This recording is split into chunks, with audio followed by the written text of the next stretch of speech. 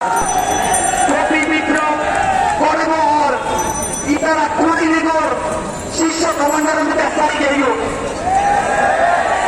ইতারা আবার ৬৩ গরিব বিপ্লব করল।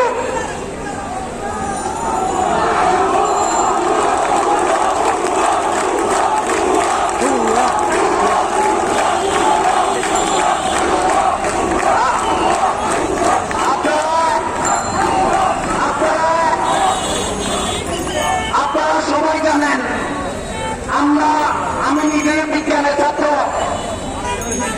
১০০ নাকি ডাইনোসরের যুগ ছিল। আমরা স্পষ্টভাবে বলতে চাই, আগামীতে হয়তো ডাইনোসরের যুগের আবার আবির্ভাব হতে পারে, কিন্তু আওয়ামী লীগ নামের কোন দলের আবির্ভাবে বাংলাদেশে হবে না। আওয়ামী লীগ যেভাবে দেশের ছাত্র জনতাকে হাজার হাজার শিক্ষার্থী, নাগরিক, এমনকি আমাদের সাথে সহযোগী হিসেবে কাজ করা সেনাবাহিনীকে পর্যন্ত সেই নির্মম নরকীয়ভাবে হত্যা করেছে, সেই আওয়ামী লীগ, সেই কলঙ্কিত আওয়ামী লীগের এদেশে রাজনীতি করার কোন অধিকার নাই।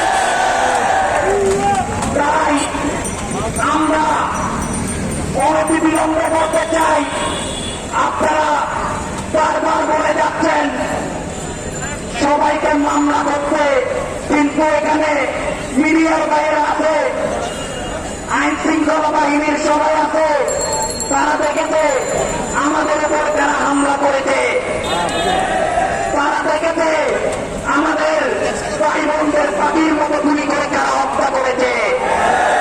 তাই বলতে চাই, কোন মামলা নয়, রাষ্ট্রীয় উদ্যোগেই এই খুনি, সন্ত্রাসী লীগ, গুজব লীগ, এদের বিরুদ্ধে ব্যবস্থা নিতে হবে।